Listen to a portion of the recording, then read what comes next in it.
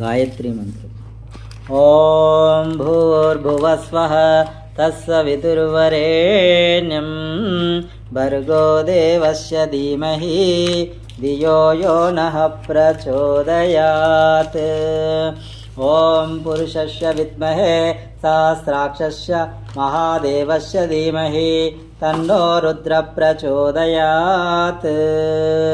ओम तत्पुरुषाय विद्महे महादेवाय धीमहि तन्नो रुद्र प्रचोदयात्।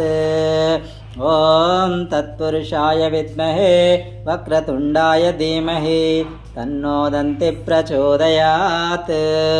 ओम तत्पुरुषाय विद्महे चक्रतुंडाय धीमहि तन्नो नन्दी प्रचोदयात्। ओम तत्पुरुषाय विद्महे महासेनाय धीमहि तन्नो षण्मुख प्रचोदयात्। ओम तत्पुरुषाय विद्महे सुवर्णपक्षाय धीमहि तन्नो गरुड प्रचोदयात्। ओम वेदात्मनाय विद्महे हिरण्यगर्भाय धीमहि तन्नो ब्रह्म प्रचोदयात्। ओम नारायणाय विद्महे वासुदेवाय धीमहि तन्नो विष्णु प्रचोदयात्।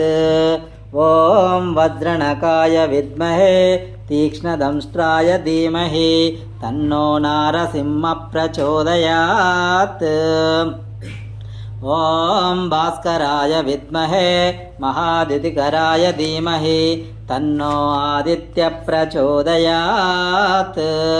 ओम वैश्वानराय विद्महे लालीलाय धीमहि तन्नो अग्नि प्रचोदयात्। ओम कात्यायनाय विद्महे कन्याकुमारी धीमहि तन्नो दुर्गी प्रचोदयात्। ओम साईश्वराय विद्महे सत्यदेवाय धीमहि तन्नः सर्व प्रचोदयात्।